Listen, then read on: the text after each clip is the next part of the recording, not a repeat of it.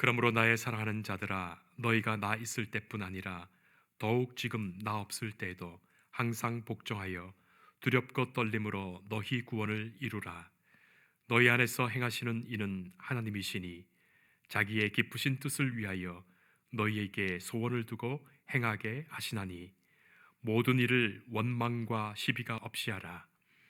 이는 너희가 흠이 없고 순전하여 어그러지고 거스르는 세대 가운데서 하나님의 흠 없는 자녀로 세상에서 그들 가운데 빛들로 나타내며 생명의 말씀을 밝혀 나의 다름질이 헛되지 아니하고 수고도 헛되지 아니하므로 그리스도의 날에 내가 자랑할 것이 있게 하려 함이라.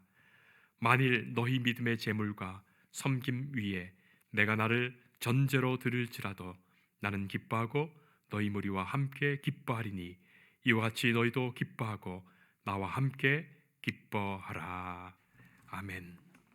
오늘 저는 먼저 지극히 개인적인 신앙 간증의 말씀을 먼저 말씀하면서 오늘 설교를 시작하려고 합니다. 제가 개인적으로 경험한 내 일생의 아주 중요한 사건입니다. 저는 하나님의 특별한 은혜로 1960년, 아주 오래전이죠. 1960년 전 60년부터 무려 40년 동안을 신약대학에서 강의를 했습니다. 앞으로 목사가 될 사람들을 위해서 강의를 무려 40년을 했습니다. 저도 다 하고 나서 놀랐습니다. 그렇게 해서 지금은 은퇴를 했는데 그 강의할 동안에 학생들이 진지하게 강의를 잘 받아들여서 아주 훌륭하게 강의를 40년 동안이나 잘 마쳤는데 가끔 가다가 학생들이 엉뚱한 질문을 할 때가 있어요. 이 강의하는 내용과는 상관없이 자기 나름대로 질문하고 싶은 걸 딱 질문을 할 때가 있거든요. 그럴 때 좀 당황하게 되는데 언젠가 학생들이 똑같은 질문을 여러 번 했어요. 목사님, 한 가지 물어봅시다.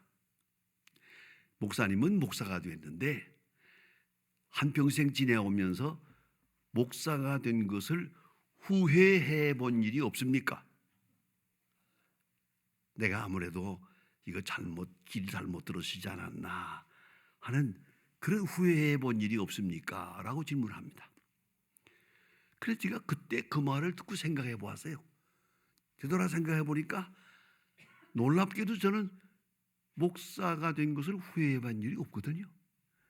그 왜 없을까? 그걸 생각해 보았어요. 했더니 다른 게 아니에요. 저 어머니가 저를 낳아서 키울 때 말도 잘 못할 때부터 시작해서 계속 똑같은 말로 얘기 훈계를 했어요. 그게 뭐냐? 우리 어머니 말씀이 30살에 단산을 했대요. 그 옛날에 뭐 별로 치료도 못할 때인데 그러고 나서 10년 동안을 믿고 성전에 나가서 아침 저녁으로 제가 있던 저희 집에서 교회까지가 한 15분 걸어가야 됩니다.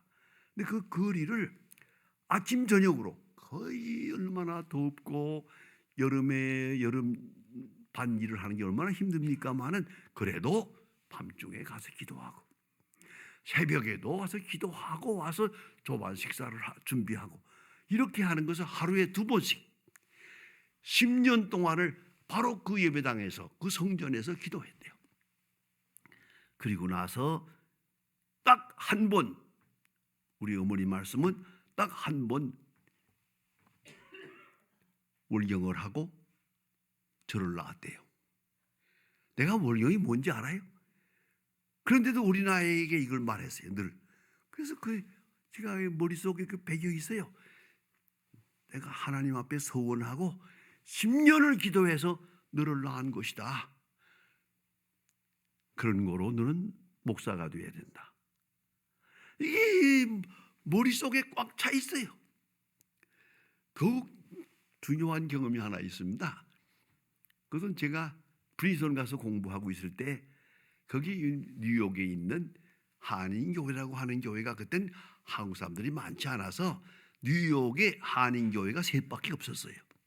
근데 그 뉴욕 한인교회의 윤 목사님이라고 하는 분이 저를 초대해서 주일날 와서 한번 설교하라고.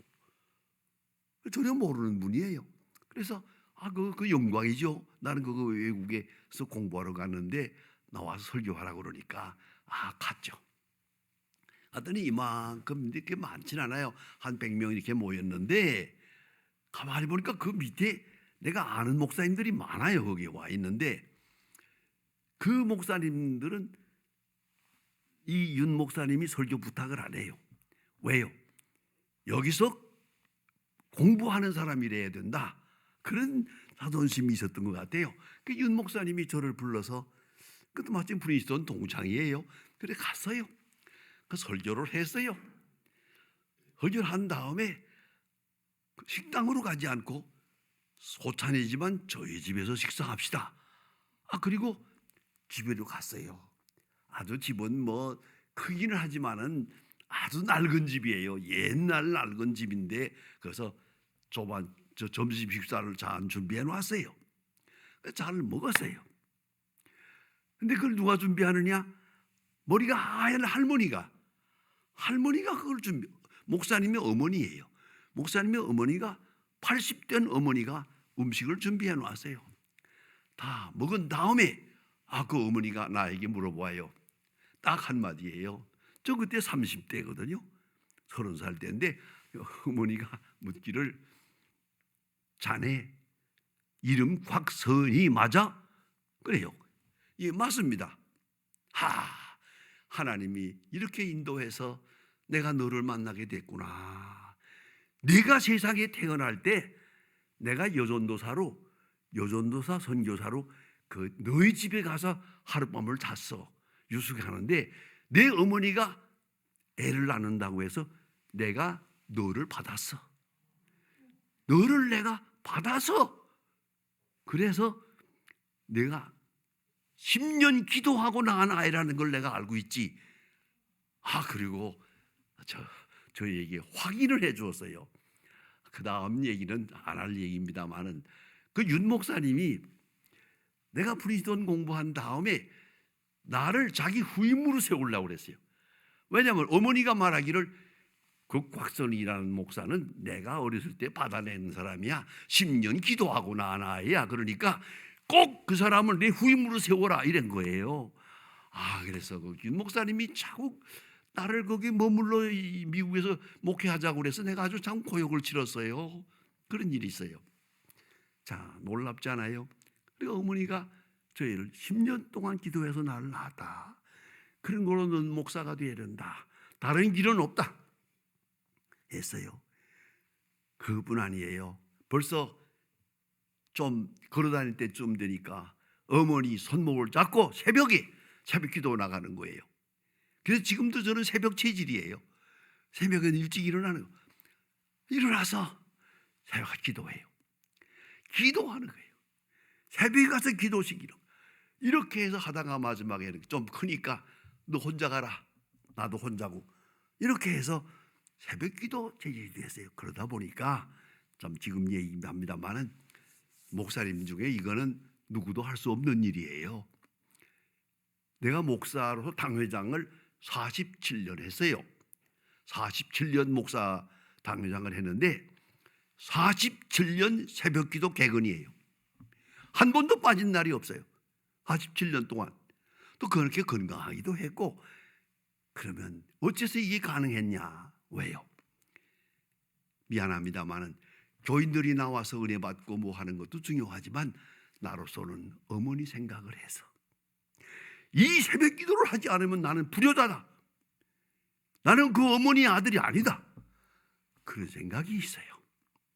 그래서 새벽 기도 열심히 하다 보니까 소망교회가 부흥됐고 한때는 소망교회 새벽 기도가 2,000명이 나왔어요. 그래가지고 새벽 기도로 부흥된 교회예요. 그 교회가. 자, 그럼 이 모든 일이 어디서 왔느냐? 어머니의 기도로부터 온 거예요. 어머니가 그렇게 가르쳤어요. 그리고 계속 말씀을, 너는 목사가 돼야 된다, 목사가 돼야 된다. 그러니까 목사 외에 딴 생각을 해본 일이 없어요. 저는 좀 재주가 좋아서 공과로 가려고도 했고, 또 주요 집안에 의사들이 있어요. 그래서 의사가 되려고도 했고, 그런 생각이 좀 있었지요. 하지만 어림도 없어요. 우리 어머니가 안 되는 거예요. 결국은 어머니의 기도로 목사가 됩니다. 여러분, 이걸 아셔야 됩니다. 작은 일이나 큰 일이나 우리가 하는 일이 사람의 일같이 보이지만은 그 뒤에 하나님의 역사가 있어요. 하나님의 소원이 있어요. 하나님의 소원, 이건 잊지 말아야 합니다. 왜 하나님은 이렇게 하라고 말씀하고 강권적으로 하지 않고 왜 소원을 가지고 있다는 말인가? 소원이란 뭡니까? 상대방의 자유의지를 인정하는 거예요. 어머니가 소원한다고 강제로 하는 건 아니잖아요. 어머니의 소원일 뿐이야. 하나님께도 우리에게 향하여 소원이 있어요. 보세요. 에덴 동산에 선악과를 만들어 놓고 따먹지 마라, 먹는 날에는 정령 죽으리라. 잠깐 보기에는 이게 좀 이상해 보이잖아요. 많은 사람이 생각해 봐요. 아니, 따먹지 못하도록 만들면 되잖아. 아야, 울타리를 치든지 철조망을 치든지 할 것이지 왜 따먹을 수 있게 만들어 놓고 먹지 말라 그랬어요. 좀 이상하죠? 그게 자유의지예요. 우리 인간에게 소중하게 주신 자유의지예요. 자유의지가 있으니까 신학적으로 소원이 있는 거예요. 하나님이 강권적으로 이래라 저래라 아니면 죽는다 그런 게 아니에요. 하나님이 소원을 주고 행하시고 우리가 그 소원을 따라가고 우리가 그 소원을 알고 우리가 소원을 즐기도록 기다리고 있는 거예요. 그게 하나님의 뜻이에요. 그걸 잊지 말아야 돼요. 그러니까 이러다 보면은 내 소원이 있고 하나님의 소원이 있잖아요. 내 소원을 포기해야죠. 포기하고 하나님의 소원을 따라가요. 그러면서 따라만 가는 게 아니에요. 그걸 즐겨요. 소원을 알고 나니까 즐기고 감사하고 그리할 때 하나님께 영광이 되는 거예요. 이게 하나님의 영광 드러내는 거거든요. 특별히요 1945년 8.15 해방이 됐잖아요. 해방된 다음에 옥중 성도들이 감옥에서 나왔어요. 이 무슨 말인 거 아니? 여러분 잘 모르시겠지만 외정 때에 일본 사람들이 한국 사람들의 종교성을 아주 완전히 빼가려고 마음먹어서요. 동리마다 신사를 만들어 놓았어요. 집마다 가미다라를 만들어 놓고 일본 신에게 절하라, 일본 신을 섬겨라 그랬어요. 그래서 우리 교회에서는 너 안 된다고 이래서 많은 목사님 장로님들이 감옥에 가서 고생했어요. 아니 수만 명이 죽었어요. 그런데 그 모진 고생을 다 치르고도 살아남은 사람들이 있어요. 해방됐을 때 7년 동안 고생하다고 살아남은 사람이 왔어요. 저희 교회에 와서 목사님이 부흥회를 해요. 얼마나 은혜가 되겠어요. 뭐 믿는 사람 안 믿는 사람 할 것 없이 그냥 예배당이 터지게 모였어요. 저 밖에까지 이렇게 하고 부흥회를 막 할 때예요. 그때 제가 14살이에요. 맨 앞에 앉아가서 그 목사님 설교를 들었어요. 시간 설교를 열심히 하루에 3번씩 하는데 설교를 들었는데 그때는 다 어려울 때니까요. 옷이 이런 좋은 옷이 없어요. 무명 두루매기를 하얀 걸 다 입고 나와서 그 목사님께 딱 서가지고 시간 딱 서서 지금도 눈에 선해요. 죽도록 충성하라. 생명의 면류관을 주리라. 죽도록 충성하라. 천사같이 보이더만요. 정말 나도 저 사람처럼 됐으면 좋겠다. 그런 생각이 들더라고요. 그게 목사가 됐어요. 그걸 생각해 보세요. 이게 얼마나 아름다워요. 그뿐 아니라 낮 공부 시간에요. 우리 앞에 앉은 권사님들이 할머니들이 앉았는데 또 설교를 그때는 2시간 3시간 할 때니까 또 권사님들이 얘기를 해. 목사님 한 번 더 보여주세요. 한 번 더 보여주세요. 그러면 아이고 그만합시다. 그럼 한 번 더 보여주세요. 그러면요 가슴을 열어요. 여기를요 일본 사람들이 인두로 불인두로 지졌어요. 여기다가 여기가 만국지도 같아. 불이 다 타가지고 이걸 딱 보여주면 앞에 앉은 권사님들이 울어요. 나도 울었지요. 얼마나 영광스럽게 보이는지. 그러니까 죽도록 충성하라 하는 말이 그냥 살아있는 말씀으로 들려오더라고요. 아마도 그때 목사가 되겠다고 생각했는지 모르겠어. 그러나 한 가지는 잊지 말아야 돼요. 하나님의 소원이 있고 내 소원이 따로 있어요. 그런데 내 소원을 버려야 하나님의 소원을 따라갈 때가 많거든요. 그런데 믿음의 사람, 중생한 사람은 반타요. 벌써 내 소원을 버렸어. 그게 자기 부정이에요. 자기를 부정하고 십자가를 지고 나를 떠올잖아. 자기 부정을 하고 나면 이제 내 소원은 없어. 예수님의 소원만, 하나님의 소원만 보이는 거예요. 그러면 그 소원을 즐기고 그 소원을 감사하고 그 소원에 따르고 그 소원에 충성하고, 그게 그리스도인이에요. 또 자유인이라고 말할 수가 있어요. 사도 바울에서 본문에서 말합니다. 하나님의 자기의 기쁘신 뜻을 위하여. 하나님의 기쁘신 뜻이 있다 이 말이에요. 이건 내 소원과 달라요. 하나님의 소원이에요. 그 소원을 아는 게 중요하고 깨닫는 게 중요하고 그 소원을 따르고 또 감사할 수 있어야 돼요. 이걸 잊지 말아야 합니다. 때때로 내 소원과 하나님의 소원이 따로 될 때가 있거든요. 제가 언젠가 한번 교회에서 그런 상담을 해봐서요. 어떤 아주머니가 와서 가정이 너무 어려워져서 이혼하게 됐어요. 이혼하게 되고 뭐 또 그만 아니에요. 또 남편한테 매도 많이 맞았더라고요. 뭐 먹는 거 보니까 이렇게 돼가지고 이 가정이 헤어지게 되는 그런 순간인데 울면서 그런 말을 해요. 연애할 때 자기는 이 사람하고 연애하고 아버지 어머니는 저 사람하고 결혼하라고 그랬대요. 이게 아버지 소원, 내 소원이 달라. 부모님 소원은 이것이고 내 소원은 이것이요. 아버지 어머니의 소원을 무시하고 내 마음대로, 내 몸이니까 내 마음대로, 내 운명은 내 마음대로 결혼했대요. 애가 둘인데 지금 이렇게 엉망이 돼가지고 남편한테 그렇게 얻어맞고 이혼을 하게 돼요. 그때 마지막으로 한 말을 제가 잊지 않아요.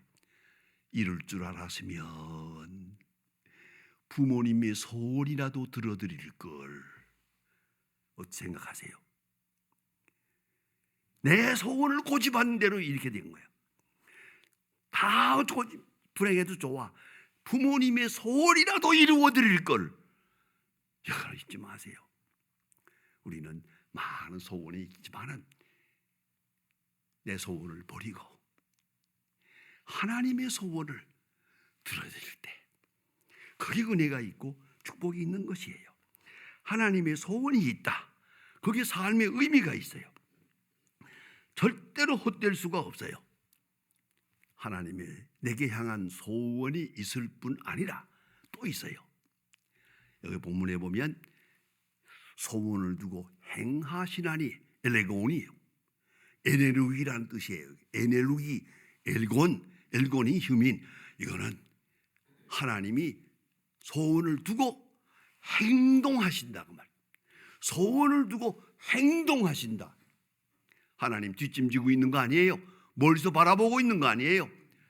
소원을 두고 행동하세요. 그 소원을 이루도록.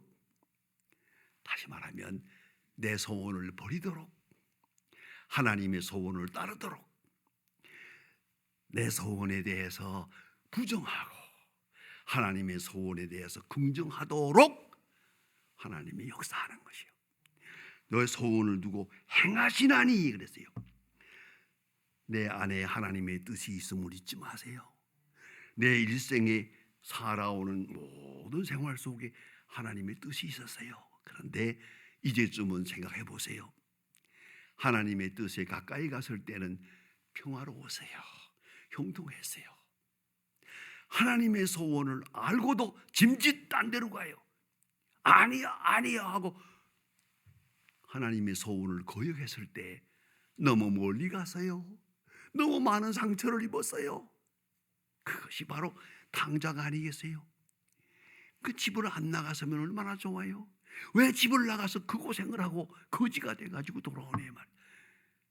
이게 바로 인간이에요. 그래서 아버지의 소원 쪽으로 운명이 바뀌잖아요. 이걸 알아야 합니다. 내 생애에 하나님의 소원이 있다. 나는 미처 모르고 있지만 비밀한 하나님의 소원이 확실히 있다. 그걸 알고 하나님은 그 소원을 이루어가고 계시다. 여기는 존재의 문제가 있고 사역의 문제가 있어요. 무슨 말인고 하니 내가 어떤 사람 되기를 바라요. 하나님이 바라는 것은 겸손한 사람, 온유한 사람, 정직한 사람, 화평의 사람, 사랑의 사람, 충성된 사람. 그렇지 않겠어요? 하나님은 이런 중생한 인격을 원하세요. 그런 사람 되게 만들려고 역사하세요.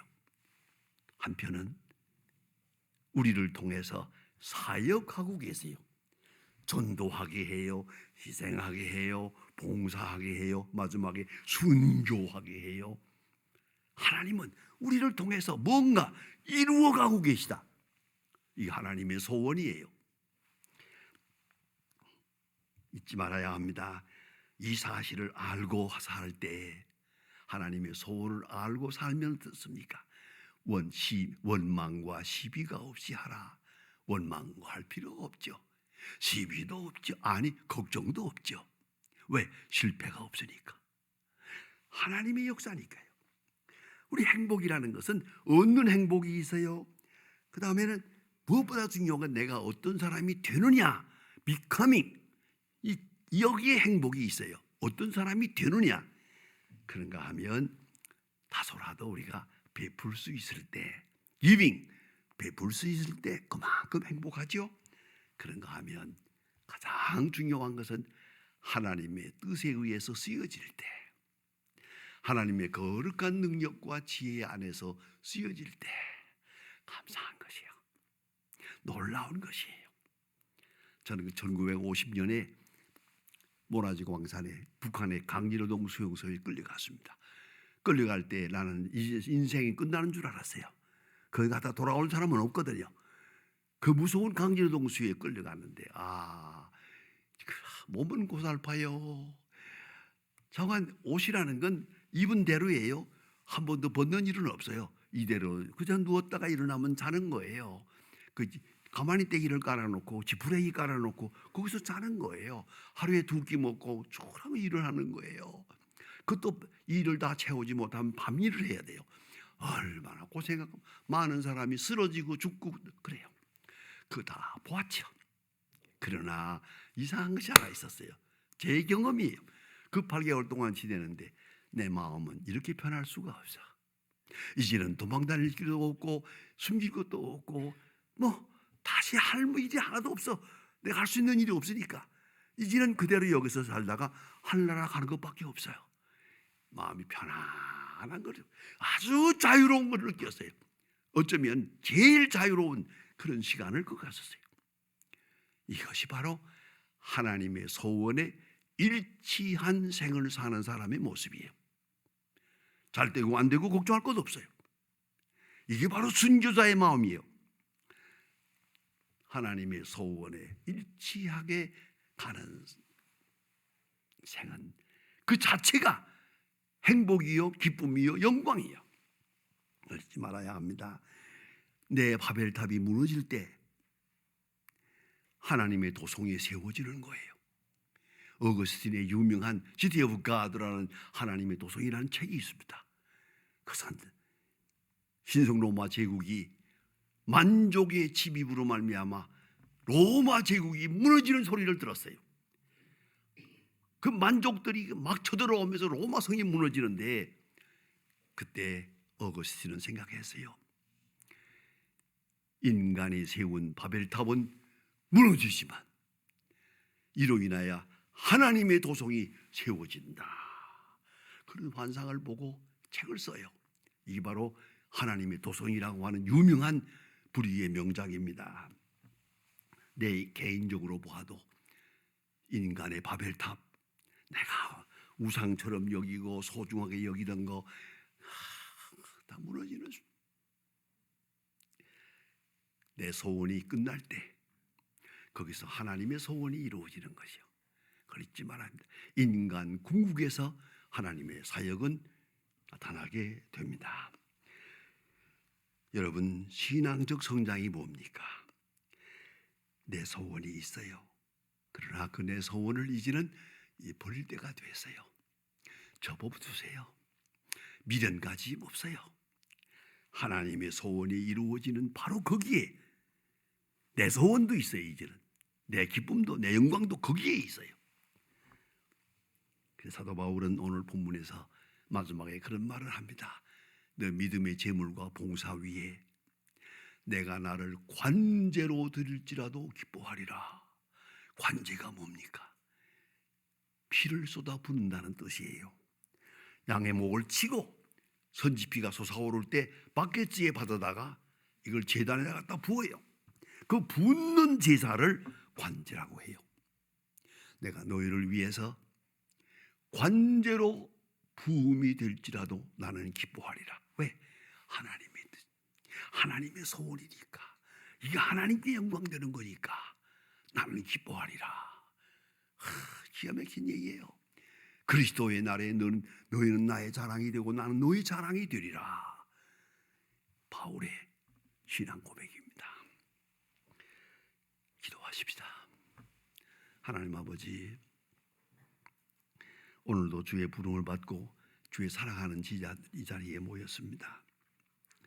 내 소원이 따로 있고 내 뜻도 따로 있어서 항상 내 뜻을 앞세우며 살다가 많은 상처를 입었습니다. 이제는 알았습니다. 이제는 이것이 아닌 것을 알았습니다. 하나님의 소원을 알게 하시고 깨닫게 하시고 기뻐하게 하시고 따르게 하시고 감사하게 하여 주시옵소서. 하나님의 그 소원을 잘 알고 자세하게 읽고 깊은 뜻을 따라 오늘도 승리 생활하는 하나님의 사람들 되게 하여 주시옵소서. 예수님의 이름으로 기도합니다. 아멘.